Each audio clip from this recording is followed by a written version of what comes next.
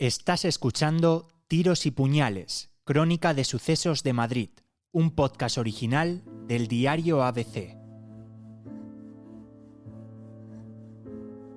La ciudad de Madrid no está acostumbrada a ver sus calles sepultadas bajo la nieve. De vez en cuando, algún invierno nos sorprende con miles de copos que cubren tejados y coches, pero el resultado es casi siempre el mismo. No cuaja sobre las aceras o no cae tanta nieve como para convertirse en un problema.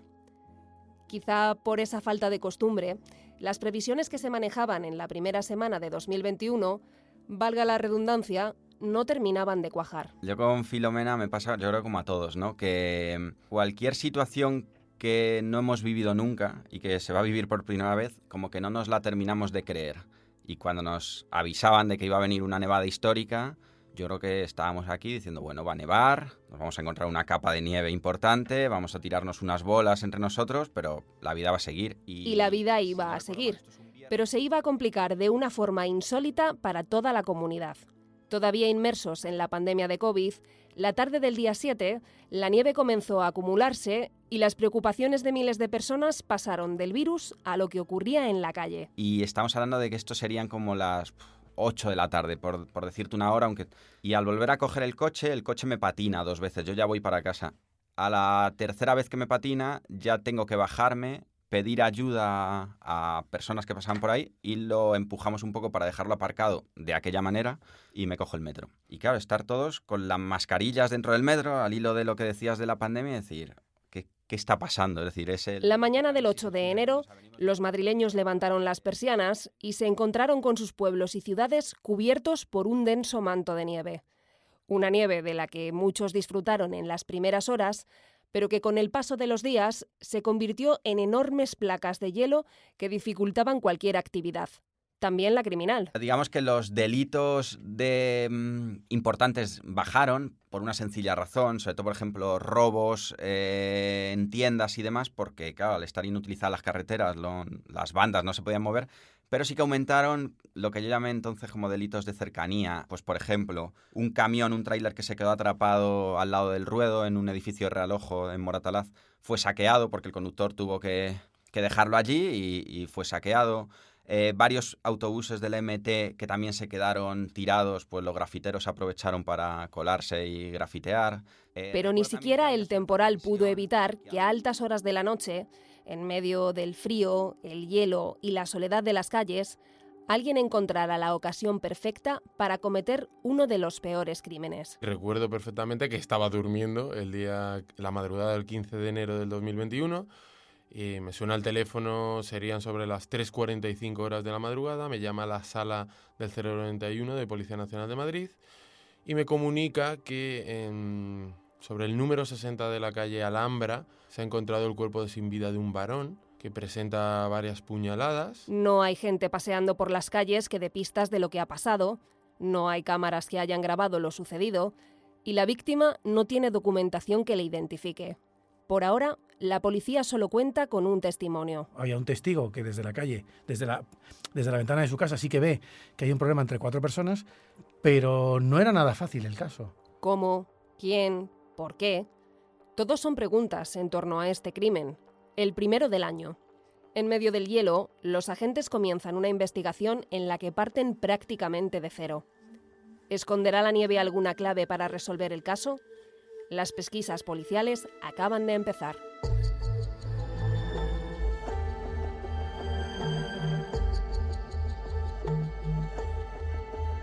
Muerte en la nieve.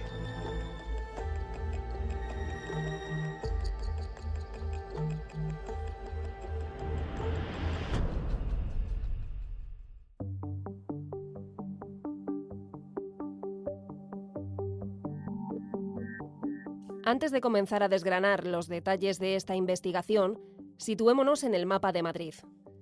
Estamos en el barrio de Los Cármenes, en el distrito de Latina.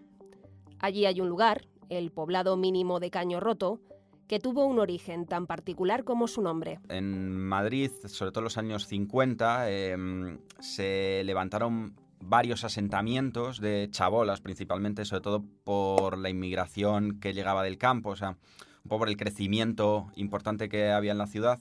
Y luego, sobre esas bases, sobre esos asentamientos, pues se han ido sustituyendo, tirando las chabolas y levantando casas. En este caso, en concreto, en Caño Roto, por ejemplo, se levantaron, si no recuerdo mal, 8 torres de hasta 13 plantas, que están justo en la calle Cullera, que ahora mismo es bastante conocida por su conflictividad. Caño Roto no deja de ser un barrio humilde, de gente trabajadora, con pocos recursos, que no tiene absolutamente nada que ver con la delincuencia. Pero sí que es verdad que desde hace un tiempo, sobre todo precisamente desde esas torres que hablo de 13 plantas, ha habido como un foco de tráfico de drogas importante, en el que las fuerzas y cuerpos de seguridad han puesto sus esfuerzos en intentar erradicarlo. Soy Aitor Santos, periodista de sucesos del diario ABC, cubro crímenes, extorsiones, desapariciones. Entre esa calle Cullera de la que habla Aitor y el número 60 de la calle Alhambra al que acuden los agentes en la madrugada del 15 de enero, hay una pequeña iglesia, la Parroquia de la Crucifixión del Señor. Es allí, en un camino de paso en los terrenos del templo, donde un indicativo de la Policía Nacional encuentra el cadáver del hombre. El cuerpo presentaba bastantes heridas en ese momento, como era invierno, hacía mucho frío, llevaba mucha ropa, no pudimos ver el número de heridas completo que tenía, pero sí vimos que tenía un número elevado de puñaladas. Sobre todo la que más nos llamó la atención era la que tenía en el abdomen. Soy el inspector Rafael García, jefe del grupo 13 de atracos de la Brigada Provincial de Policía Judicial de Madrid, pero en el año 2021 era jefe de un equipo de investigación del grupo sexto de homicidios de Madrid. El inspector García y su equipo acuden al lugar tras la alerta de sus compañeros y realizan un primer barrido de la escena del delito. Hay que recabar todas las pruebas para recomponer este rompecabezas criminal. Y la primera pieza se encuentra bajo la víctima. Cuando uno tiene experiencia haciendo escenas, aprende qué te quiere decir la sangre, las gotas, la forma en la caída de las gotas, el número de gotas, la cantidad de sangre. Y lo que nos dijo aquella escena es que no había habido movimiento por parte de la víctima. Encontramos un gran charco de sangre debajo de ella, pero alrededor de ella no había absolutamente nada. Eso nos quiere decir que la víctima, en el momento que fue apuñalada, estuvo estática, no se movió de esa zona. Es decir, si él no se movió, si no tuvo tiempo de correr, de huir, que es lo que instintivamente nos sale a todos cuando tenemos una agresión, si él no pudo ir, no pudo moverse, seguramente las puñaladas se las pegaron todas a la misma vez, en el mismo sitio y con una velocidad muy grande. Eso significa para nosotros un ataque rápido e instantáneo, en la que seguramente él no tuvo tiempo de defenderse y por tanto que él no preveía que iba a haber una pelea en ese momento. Eso ya nos empieza a indicar cosas a nosotros a la hora de trazar una línea de investigación. Los agentes de homicidios ya tienen un pequeño hilo del que tirar, pero hay una cuestión básica que deben resolver. ¿Quién es la víctima que yace a sus pies? ¿Qué hicimos? Registrarle los bolsillos. Queríamos saber quién era esa persona y qué llevaba encima. Y lo único que llevaba encima era una pipa para fumar. No llevaba teléfono móvil, no llevaba cartera. Entonces, bueno, en ese primer estadio de la investigación, en esa inspección ocular, dijimos, bueno, es curioso que no tenga nada. Puede ser que todo esto venga de un robo, porque si no lleva teléfono móvil, no lleva cartera, no la encontramos por el lugar. Bueno, se abre la posibilidad de que esto pueda ser un robo con violencia. Nadie puede pasar por alto que el cadáver aparece a escasos metros de la calle Cullera. Aitor ya nos ha contado que la zona está saliendo mal parada a cuenta del tráfico de drogas. Y no resulta descabellado pensar que el homicidio puede estar relacionado. Entonces nos encontramos que es una zona apartada, en la que algún vecino ha podido ver algo, pero que tampoco habrán sido muchos, sobre todo siendo de madrugada, y que al fondo están las torres estas que te hablaba, donde es conocido que allí en algunos de los pisos se trafica con droga. Entonces la primera impresión, la que nos hacemos todos, es un apuñalado a las 2 de la mañana en una zona que es un camino a ir a comprar droga. Ha podido ser por una cuestión de drogas. Los policías prefieren ir con pies de plomo. Es demasiado pronto para teorizar sobre la motivación del crimen, y los prejuicios podrían llevarles por un camino equivocado. De momento, siguen buscando pistas en medio del hielo. Y para su sorpresa, La nieve deja de ser un problema y se convierte en aliada. Saliendo de la parroquia, alejándonos unos 50 metros, encontramos 5 gotas de sangre en el suelo que se veían perfectamente porque, claro, el blanco de la nieve con el rojo de la sangre, aquello brillaba como si fuera una estrella en el cielo. Claro, para nosotros fue muy importante encontrar esa sangre porque no estaba cerca de la víctima, estaba en dirección a un parking público de un aparcamiento, entonces dijimos, es muy probable que entre estas gotas de sangre tengamos al autor. Con el escenario del crimen totalmente peinado y el cuerpo del fallecido en el anatómico forense, solo queda una cosa por hacer en Caño Roto: hablar con el único testigo del crimen. Nos quiso dejar claro que él no vio el homicidio, él estaba a bastante distancia, era de noche, había luz indirecta, entonces él lo que escuchó fueron gritos como de una persona, de un varón diciendo yo no he hecho nada, y él lo que pensaba que había una pelea. Este vecino lo que manifiesta a los agentes es que ha escuchado un barullo, se ha asomado a la ventana y ha visto a 4 personas pelear y luego una se ha quedado tendida en el suelo. Este vecino reconoce a un hombre alto con un abrigo verde, también a una mujer rubia, y dice que la tercera persona es un hombre. Entonces, en ese momento, pues tiene la Policía Nacional, los investigadores, que hay 2 hombres y una mujer rubia. Parece que los extremos de este círculo están a punto de conectarse, pero para cerrar la primera fase de la investigación, queda por despejar la X de la ecuación. Ya te digo, creo que a mí me llamaron a las 3:45, yo creo que sobre las 4:45 estuvimos allí. Al día siguiente, a las 9:10 de la mañana, ya teníamos el nombre de esta persona y fue la que nos empezó a abrir ese caminito de pistas, ¿no?, que fuimos siguiendo. Una vez que le teníamos identificado, ¿qué hicimos? Pues buscarle en base de datos policiales quién era, y ya vimos que tenía antecedentes policiales por, sobre todo, hurtos. Le habían parado mucho en la calle pues con pequeñas dosis de sustancia estupefaciente, estaba controlado muchas veces en aquella zona, entonces ya sabíamos que era una persona que frecuentaba la calle Cullera.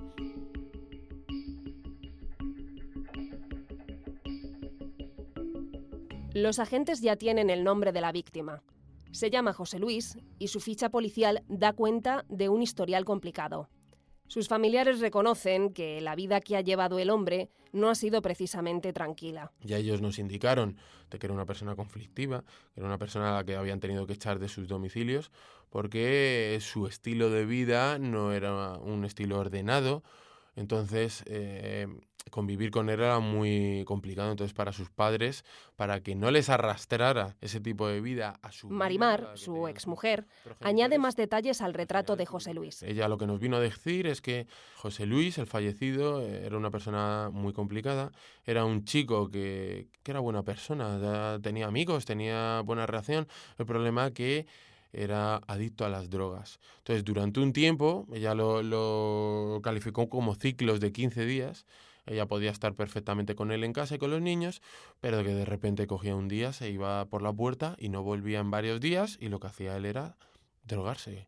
Ir a zonas de, nosotros le llamamos fumaderos, son domicilios en los que se venden sustancias estupefacientes y que se pueden quedar allí los drogadictos para consumir. Los relatos de familia y exmujer confirman los datos que maneja la policía, pero también revelan algo que los agentes no conocían hasta ese momento. Lo que nos dice Marimar es que desde finales del año 2020 José Luis empezó una relación con una mujer de etnia gitana que vivía en uno de los edificios de la calle Cullera, que su familia se podía, no lo sabía seguro, pero se podía estar dedicando a trapichear con drogas.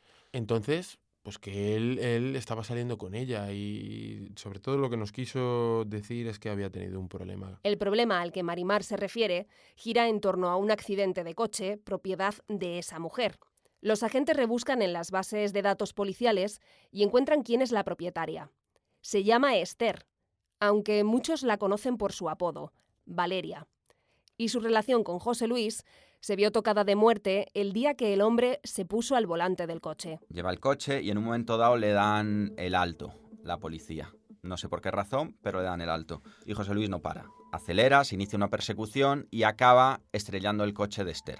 El coche que luego declararán que está siniestro. Y por tanto, valoran el coche como en 2.000 euros, que es la deuda que le reclama Esther a José Luis.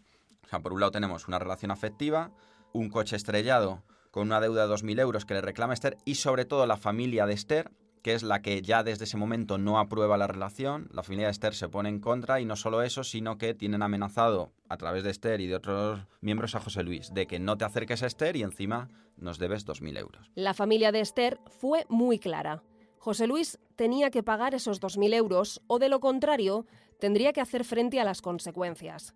Valeria ha estado reclamando ese dinero a su novio, pero él no disponía de una cantidad tan grande. Eso generó en él un distanciamiento con ella. Con el paso de esos días, ese distanciamiento seguramente se convirtió en otro tipo de sentimiento, ira, odio, que acabó en directamente no querer ni hablar con ella y separarse total. Yo creo que a ella eso no le sentó bien. La relación terminó, no en los mejores términos, y Valeria puso un límite al pago de la deuda. Entonces, que él se encontraba muy apurado en las últimas fechas por esa deuda, que le habían marcado una fecha límite, que era el 15 de enero, casualmente el mismo día que nosotros encontramos fallecido a José Luis, y que por lo que sabía él había estado haciendo gestiones con personas conocidas por él para intentar saldar esa deuda o por lo menos arreglar ese coche. Los policías ya tienen lo que buscaban: una sospechosa, un motivo y una posible explicación al porqué de las numerosas heridas que tiene el cuerpo de la víctima. Y aquí es importante también el hecho de la autopsia, porque son 13 puñaladas, y esto van a tenerlo muy claro los agentes del primer momento, que cuando tú apuñalas tantas veces a alguien, siempre hay un vínculo. O sea, una pelea, una discusión entre dos desconocidos, con 1, 2 puñaladas, pero 13 denota que hay un vínculo porque es alguien que conocía a la otra persona y que por alguna razón le ha querido apuñalar o matar de esta forma, con ensañamiento. El testigo que presenció la muerte de José Luis aseguró haber visto a una mujer entre los asaltantes, y los agentes sospechan que pudo ser Esther. Pero el hombre también señaló que en la escena había 2 hombres más. Los agentes cotejan sus bases de datos. Buscamos gente que se relacionara tanto con Esther como con José Luis por la zona. Empezamos a consultar bases de datos otra vez y encontramos a un par de personas que los habían filiado últimamente con él, y sobre todo una de ellas que nos llamó mucho la atención porque tenía antecedentes por portar armas prohibidas, armas blancas, cuchillos y sobre todo tenía algún antecedente por apuñalamiento, que era nuestro amigo el Periquito. Tras este alias se encuentra Luis Alfredo, un hombre con un perfil muy similar a José Luis y que, para sorpresa de la policía, comparte con él más cosas de las que imaginaban. Luis Alfredo vendría a completar un poco este triángulo amoroso, vamos a llamarlo así, porque él también es una persona que acude al piso de Esther a comprar drogas. Acaba manteniendo posteriormente a la de José Luis, una relación afectiva con Esther, al menos una relación de amistad de gran confianza. Hay que recordar también en este punto que Luis Alfredo es amigo de José Luis, o sea, que se conocen, de ahí un poco el triángulo. Los agentes sospechan que Esther y Luis Alfredo podrían estar detrás del asesinato de José Luis, pero necesitan pruebas sólidas que confirmen su teoría, por lo que acuden al edificio de Esther, Valeria, para buscar nuevos indicios. La suerte va a estar de parte del equipo de homicidios nada más cruzar el portal. Dio la casualidad y la fortuna de que el edificio, el portal en el que vivía Valeria, tenía cámaras de videovigilancia. Entonces lo que hicimos fue pedir las grabaciones de aquella noche. ¿Qué vimos en esas grabaciones? Bueno, pues vimos efectivamente al Periquito, como frecuentó durante la noche el domicilio de Valeria, pero alrededor de 1 hora antes o así de que se produciera el homicidio, el Periquito se marchó de la casa.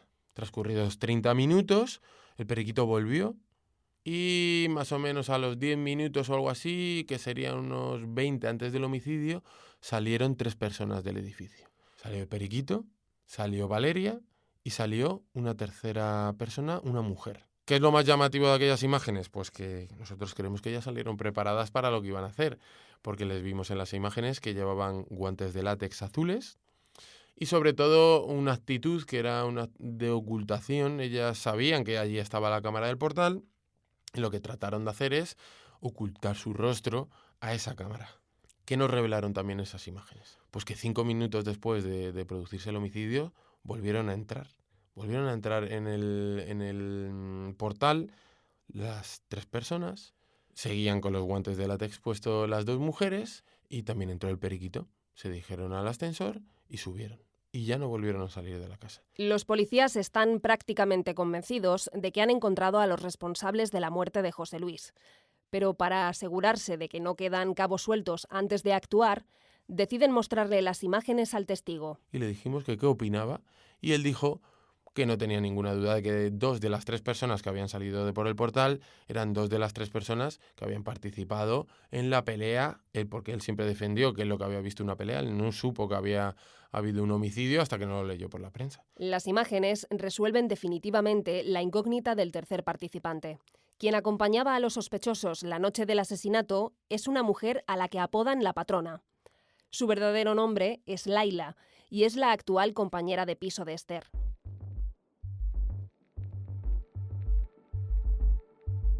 La policía cree que ya es hora de detener a los 3 implicados. Pero localizar al periquito se complica, porque nunca está en casa. Es la exmujer de José Luis la que les da la pista definitiva para encontrarle. Marimar nos dijo que parece ser que se había enterado que el periquito la quería buscar porque quería confesarle el crimen, que él no estaba durmiendo bien, que se sentía muy mal por lo que había pasado. Entonces nosotros alertamos a nuestros indicativos de seguridad ciudadana, a los que van de uniforme, para que lo buscaran en ciertos fumaderos y así fue. En uno de Latina, del distrito de Latina, lo encontraron, lo detuvieron y lo trajeron. Cuando detuvimos al periquito, él tenía un sentimiento de culpa tan grande que no hizo falta ni preguntarle. Simplemente cuando le dijimos que estaba detenido en el grupo 6 de homicidios, lo soltó todo. Necesitaba lo que nosotros decimos una confesión por culpabilidad. Una vez en comisaría, el periquito hace honor a su apodo y comienza a cantar sobre la noche del 15 de enero. Pero su versión difiere de la teoría que maneja homicidios. Él dijo que se aproximó con las 2 mujeres a la zona donde nosotros encontramos muerto a José Luis y que allí él se lo encontró inicialmente solo. Estaban las 2 mujeres en un punto, un poco alejadas, y él se encontró casualmente, él ya sabía que iba a llegar José Luis, se encontró casualmente a la víctima.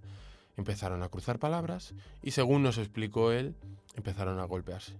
Él quiso detallarnos de que los 2 eran expertos boxeadores y entonces nos relató perfectamente cómo fue la pelea, que se golpearon, que consiguió tirar al suelo a José Luis, pero en ningún momento nos dijo que le apuñalara, ni que ninguna de las mujeres le apuñalara. Él simplemente nos habló de la pelea. En este caso es significativo el informe de autopsia. El forense concluyó que, una vez analizado el cuerpo de la víctima, no apreciaba ningún signo de lucha o defensa, como le llamamos nosotros, y por tanto él consideró que ahí no hubo ningún tipo de pelea. A Rafa García le cuesta creer lo que Luis Alfredo está contando.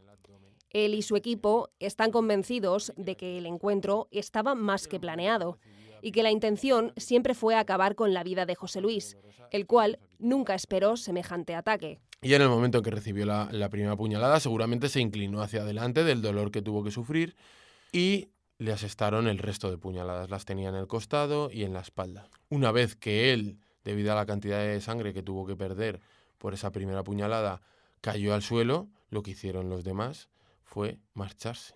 Nos dijo el testigo ocular que sí que vio que una mujer rubia en algún momento volvió hasta el punto en el que estaba en el suelo la víctima y se volvió a ir. Nosotros ahí creemos que lo que volvieron es para recoger el teléfono móvil de José Luis. Sea como sea, el caso es que José Luis fue brutalmente asesinado aquella noche. Esther tenía un motivo, la deuda a raíz del accidente de coche y la posterior ruptura. ¿Pero qué razones tenía Luis Alfredo? Lo que consiguen averiguar los agentes es que durante el tiempo que pasa desde que se estrella el coche y José Luis se distancia de Esther y Esther inicia la relación con Luis Alfredo, Esther va haciendo un trabajo de calentar a Luis Alfredo para intentar dar celos a José Luis. No sabe muy bien jugando a qué, si a querer volver con José Luis, pero llega a utilizar a Luis Alfredo para darle celos a José Luis.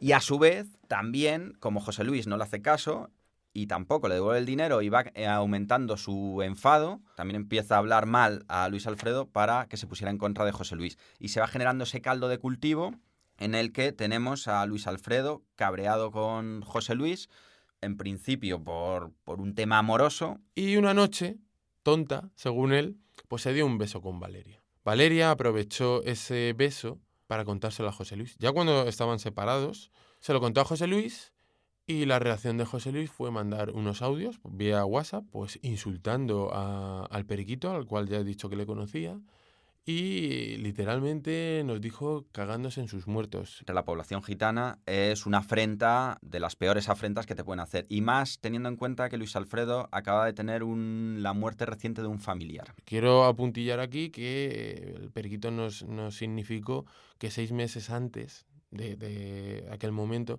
su hermano se había muerto. Que eso había sido muy traumático para su familia y para él, y que no le hizo ninguna gracia que José Luis insultara a su familia y más a fallecidos. ¿Qué hizo el periquito? Devolverle esos audios a través del teléfono de Valeria, y le dijo que si era tan valiente, que a ver si un día que se vieran por la calle era capaz de volver a insultarle y que le iba a romper los huesos. La policía tiene cada vez más claro por qué José Luis acabó cosido a puñaladas y decide ir a por Valeria.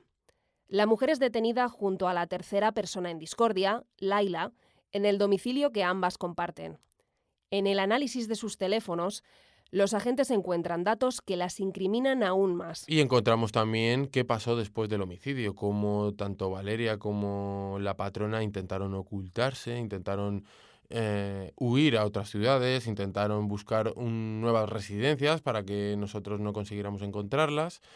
Supimos que se habían teñido el pelo, que se habían modificado partes de su cuerpo para intentar, pues eso, dificultar la identificación. También descubrimos que lo habían festejado. Encontramos vídeos de haciendo fiestas en su casa, también estaba el periquito. Y por último, también descubrimos la preocupación que les supuso a ellas dos el hecho de la detención del periquito, que se produjo creo que un par de días antes que el de ellas.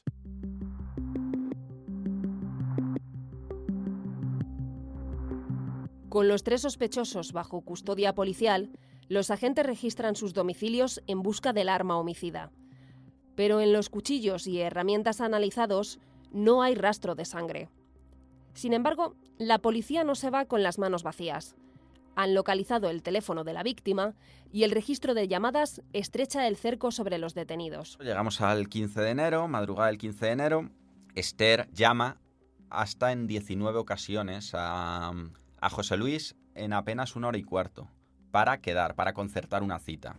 No sabemos qué le dicen esa llamada, pero el caso es que quedan en esa calle Alhambra, pasa a las 2 de la mañana. José Luis en ese momento, la primera llamada la recibe en su vivienda, donde él vivía en ese momento, que era en el distrito de Fuencarral El Pardo.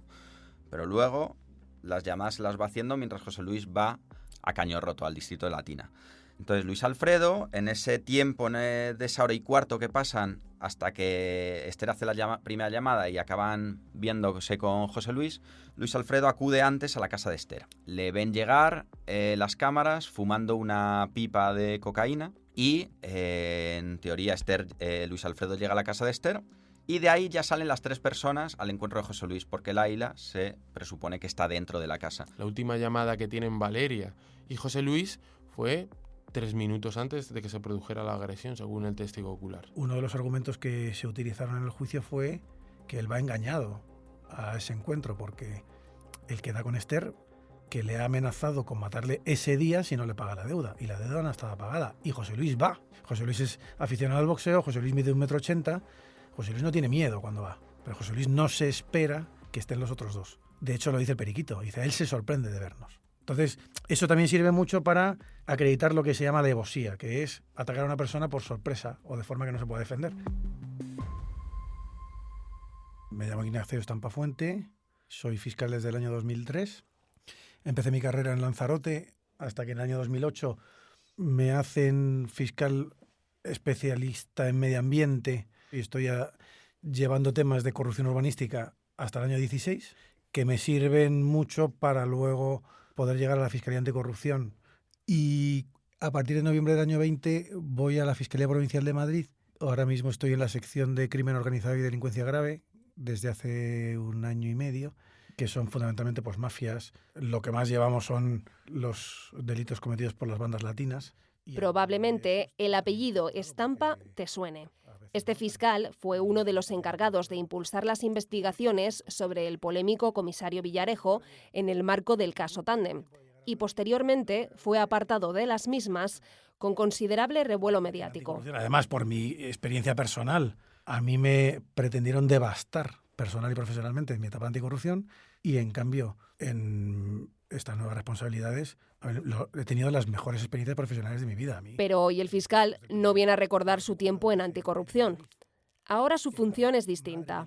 Valeria, el periquito y la patrona, o lo que es lo mismo, Esther, Luis Alfredo y Laila, se sientan en el banquillo de los acusados. Y él tiene que convencer al jurado de que son culpables del asesinato de José Luis. Es uno de los juicios más complicados que yo he hecho, porque todo era muy indiciario, que es deductivo. Tienes que hilar mucho cada punto para poder convencer a 7 personas como mínimo de que eso ha ocurrido así. Eran 3 acusados, se pedía alevosía y se pedía ensañamiento. Estampa estudia a fondo toda la documentación que el Grupo Sexto de Homicidios ha conseguido recopilar a lo largo de la investigación. Recuerda, no hay arma del crimen, pero sí una confesión a medias del periquito, en la que reconoció que José Luis murió aquella noche. El fiscal lo tiene claro, y aunque con leves matices respecto a la teoría de los policías, todos coinciden en quién tenía motivos suficientes para cometer el asesinato. Al final la conclusión es muy sencilla. José Luis tiene una deuda con Esther porque le ha dejado el coche y lo ha roto, y Esther le dice, me lo tienes que pagar, y él es un hombre que tampoco tiene mucha capacidad económica, que además también está enganchado a las drogas, tiene 2 niños, no paga la pensión, en fin, y ella le va presionando, hasta que le dice, como pagas o el 15 de enero te voy a matar. Y el 15 de enero lo mata. Y entonces lo mata por dinero. Pero se mezcla la relación sentimental que tenía con él y la relación sentimental que inicia con el periquito. Y luego el tráfico y el consumo de drogas está siempre presente porque había muchos elementos para pensar que Esther traficaba con droga y que le suministraba a los dos, tanto a Luis como a José Luis. Para nosotros siempre hubo un componente económico detrás, porque no hay que olvidar que él murió el 15 de enero, fecha límite que tenía para el pago, pero el componente sentimental también estaba ahí. No sabemos si un tema de celos o si aprovechó ese componente sentimental para buscar un posible autor de ese homicidio. Eso lo desconocemos. Lo que sí sabemos es que Valeria provocó ese enfrentamiento. Pero tener claro quién ha sido el cerebro tras el crimen y por qué no es suficiente. El fiscal y los investigadores han llegado al mismo obstáculo insalvable. Ninguno de los 3 reconoce materialmente la agresión, ninguno es el ejecutor material. Las pruebas recogidas han permitido determinar que los 3 participaron en el crimen de una u otra forma. El que tiene la prueba más contundente en su contra es el periquito. ¿Recuerdas que se hallaron 5 gotas de sangre sobre la nieve? Policía científica pudo comprobar que la mayoría pertenecían al fallecido, pero una, tan solo una, es de Luis Alfredo. ¿Cómo pudo aparecer su sangre en la nieve si la autopsia demostró que José Luis no tuvo oportunidad de defenderse? Cuando tú apuñalas, si das 13 puñaladas, la sangre de la víctima te va resbalando por la mano. Entonces hay un momento en el que a ti se te puede resbalar el cuchillo y te puedes cortar. Es una teoría con fundamento, pero en este caso, una única gota de sangre sitúa, pero no culpabiliza. Una cantidad tan minúscula puede haber caído por muchas razones. Así que volvemos a la casilla de salida. 3 sospechosos, ningún autor reconocido. Y lo más curioso, nadie confiesa, nadie acusa, nadie se rompe. Por ejemplo, Laila dice, yo voy a contar la verdad y sé que eso me va a costar muy caro, que luego no la contó toda la verdad, pero bueno. Él dice, yo sé perfectamente lo que pasó, pero yo no he sido. Esther, desde luego, que niega todo, quiere que todo se aclare, pero no contesta a nada. Y los otros 2 se ven en una situación de que sí que saben a lo que van, pero no saben, pero luego sí se dan cuenta cuando ven un cuchillo y qué grave ha sido cuando ven la sangre. Resulta sorprendente ver que, aun sabiendo que no se ha podido determinar quién apuñaló a José Luis, ninguno haya intentado sacar rédito acusando al culpable. Pero tanto Ignacio Estampa como Rafa García creen saber quién es la causante de este silencio autoimpuesto. Yo lo que percibí ahí es que los 2 le tenían mucho miedo a Esther, tanto el periquito como la patrona. Era una persona que tenía una personalidad muy marcada. una personalidad que hacía que los demás la siguieran, hicieran lo que ella pedía y trataran de agradarla, tanto hombres como mujeres. Entonces, conociendo esas circunstancias, no me parece que a ella le fuera muy difícil conseguir lo que ella pretendía. Una líder, pero para el mal, para hacer el mal.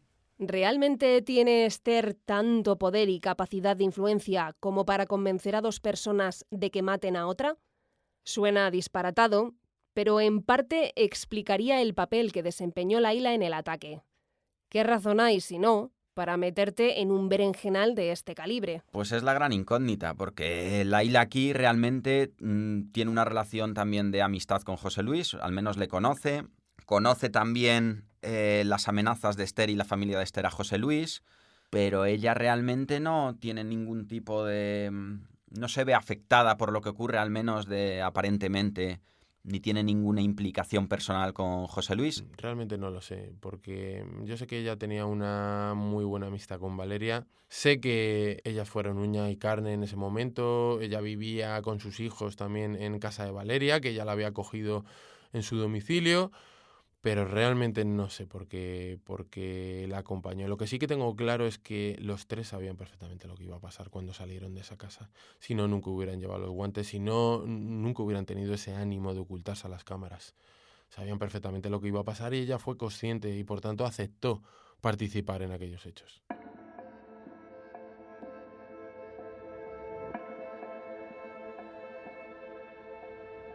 Aunque los tres se muestran unidos a la hora de guardar silencio sobre quién apuñaló a José Luis, las estrategias de defensa empiezan a mostrar ciertas grietas. El miedo a Esther es la excusa que Layla esgrime para intentar librarse de la cárcel. Ella su defensa lo que alegará en el juicio es pedirá una eximente por miedo insuperable, porque alegará que tenía miedo de Esther, que Esther era quien la tenía atemorizada y que por eso Esther le dice, tenemos que ir aquí vamos a presuponer, a agredir a José Luis o a matarle o a lo que quisiera que le dijera, o tenemos que ir simplemente al encuentro de esta persona para solucionar esto de la deuda, y Layla va. Que sea verdad o no, eso al final se va a quedar solo para ella, porque no, en el juicio no llegó nunca a decir otra razón que no fuera la del miedo insuperable que le provocaba Esther. Luis Alfredo sabe que lo tiene complicadísimo para librarse, así que trata de conseguir cierta clemencia a través de las atenuantes. Su defensa sí que va a ser la única que exponga que se trata de un delito de homicidio, intentando evitar el asesinato a toda costa, un delito de homicidio, y luego va a presentar dos atenuantes. El primero es el de toxicomanía, por esa adicción a las drogas, y el segundo es el de que una confesión. Más que confesar, volvemos aquí a este testigo que había reconocido a un hombre con un abrigo verde, a una mujer rubia y a otro hombre. Pues Luis Alfredo lo que va a decir es que ese tercer hombre, que en realidad no es tal, es Layla, es una mujer. Y entonces eso lo va a utilizar la defensa como que ha contribuido a esclarecer los hechos. Lo que van a decir los agentes es que cuando Luis Alfredo realiza esa, vamos a llamar, confesión, o apunta a Layla, Layla ya está siendo investigada, porque las cámaras la han visto salir del piso. Y por último, está Esther. En el caso de Esther, conocida como Valeria, su defensa va a pedir la libre absolución o, de modo alternativo, que hubiera sido un delito de encubrimiento. O sea, en este caso, la defensa de Esther no está declarándose culpable de nada, simplemente de haber encubierto algo, y va a pedir la atenuante por alteración psíquica. Luego, por sorpresa, la defensa de Esther aportó un dictamen pericial al inicio del juicio que venía a acreditar que ella tenía una inestabilidad psicológica y que también, creo que también decía que le influía el consumo de drogas y tal, y aquello provocó que se tuviera que analizar la personalidad de Esther por dos forenses de la audiencia provincial. Aquello no salió nada bien para la defensa y consideraron que no. Una manipuladora. A pesar de las estratagemas urdidas por los abogados de los acusados, Ignacio Estampa tiene muy claro cuál es el objetivo a conseguir para que se haga justicia.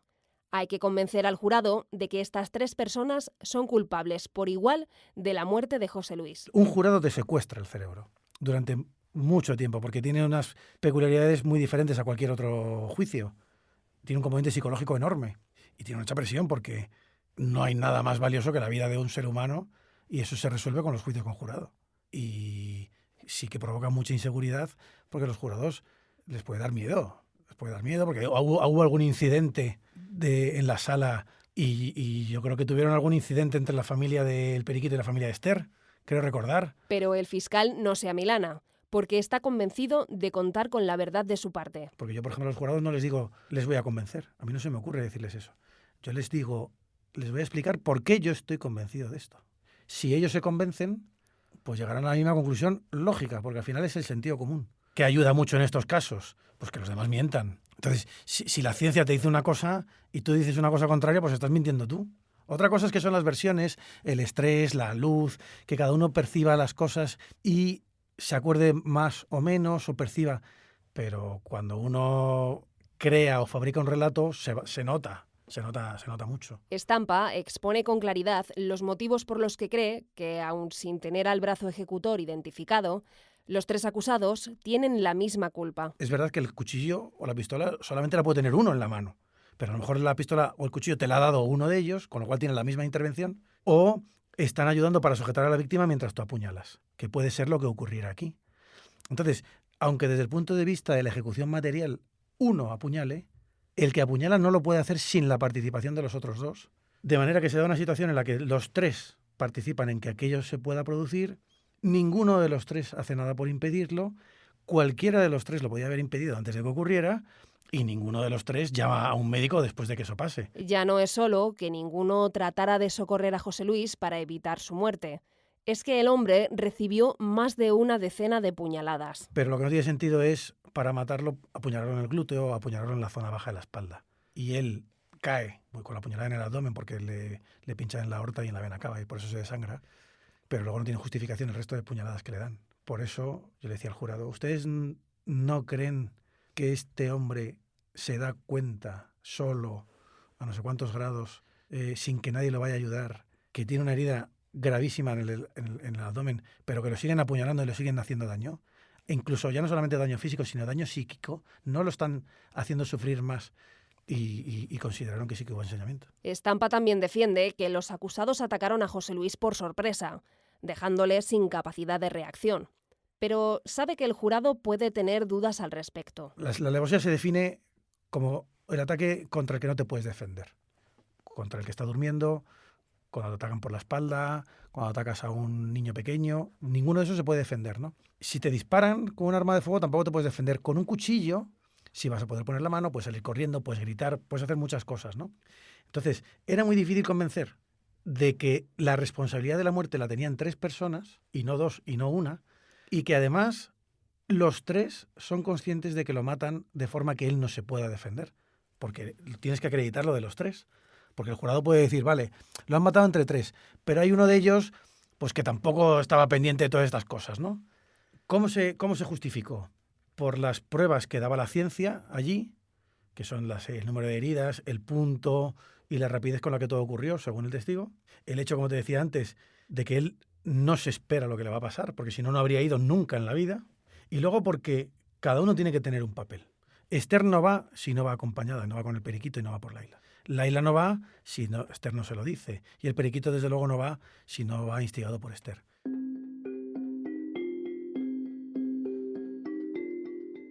Las cartas están echadas una vez que el juicio queda visto para sentencia.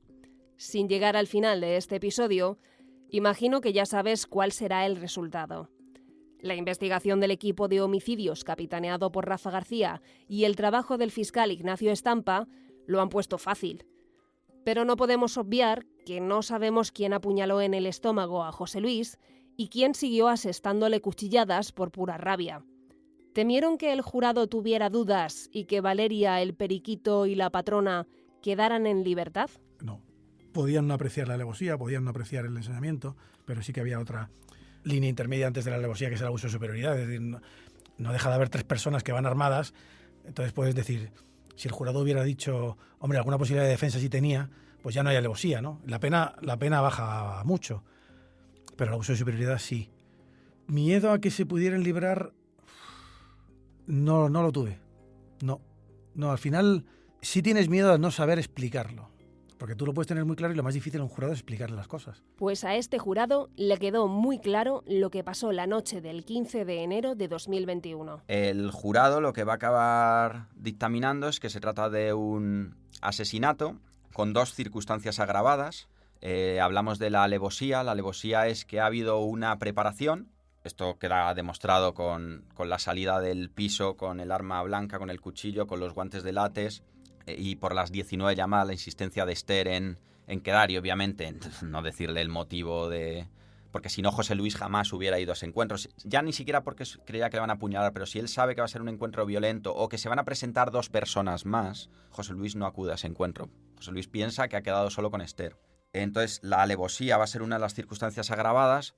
Por esto que te digo, son 13 puñaladas, todas realizadas de forma muy rápida, en lo que se demuestra que José Luis no tiene tiempo de ponerse a cubierto, intentar defenderse, no tiene heridas defensivas, no tiene cortes en las manos, en los antebrazos. Y también la otra circunstancia agravada es el ensañamiento. Y esto va a ser importante porque de las 13 cuchilladas hay una que es de mortal de necesidad en el abdomen, pero luego tiene 12 puñaladas y algunas, por ejemplo, están infligidas en el glúteo, que son puñaladas que son zonas no vitales, que lo único que van a hacer es aumentar el sufrimiento. No estás apuñalando a una persona para que en ese momento se muera, sino para causarle más daño. Entonces, el jurado va a dictaminar que es asesinato por esas 2 circunstancias agravadas y considera que los 3, pese a no estar demostrado quién fue el brazo ejecutor, que los 3 en realidad son culpables de ese delito de asesinato. Policía y Fiscalía pueden estar satisfechos de su trabajo. Ha sido una investigación ardua, una recopilación de pruebas exhaustiva y un juicio muy intenso que ha conseguido que Valeria, el Periquito y Laila vayan a pasar la friolera de 20 años en prisión. Estampa sabe de la importancia de conseguir una condena así. Cuando intervengo en un juicio conjurado por un homicidio, siento que arreglo algo, que es imposible devolverle la vida a nadie. He tenido familiares con las camisetas con la cara del fallecido en el juicio. Te puedes imaginar la cantidad de personas que he tenido llorando en juicio, hablando de sus familiares muertos. Pero tienes la oportunidad, un poquito de resarcimiento, de justicia. Es que no puede haber justicia humana, ¿no? Pero que por lo menos en el mundo del derecho, el que mata a alguien tiene que someterse a un procedimiento, tiene una pena, tal y cual. Que por lo menos eso se cumpla. Puede que tal vez te estés preguntando, ¿pero no vamos a saber quién mató a José Luis? ¿Quién fue el responsable de asestar la puñalada mortal? Todos los que han participado en este podcast están seguros de saber quién es el o la culpable de este espantoso crimen. Pero nadie puede confirmarlo en voz alta, y judicialmente nada cambiaría saberlo. El jurado ha considerado que todos empuñaban el arma, y hoy los 3 pagan por igual. Yo creo que cuando tenemos una condena como la que ha habido, en la que el tribunal del jurado ha considerado coautores a los 3, aunque solo fue uno el que asestó las puñaladas, o al menos eso creemos nosotros, que solo fue una persona, para nosotros es un éxito. Primero policial y segundo judicial. Creemos que el fiscal hizo muy bien su trabajo, supo perfectamente cómo convencer al jurado de la culpabilidad de los 3 autores, y el jurado se reafirmó y los condenó a los 3. Eso es una parte, la verdad judicial que llamamos nosotros, y por otra está la verdad policial. Nosotros no tenemos dudas de quién fue el que asestó las puñaladas, pero claro, una cosa es lo que para nosotros como policías podemos considerar y otra cosa es lo que se puede probar. Aquí lo importante es lo que se puede probar.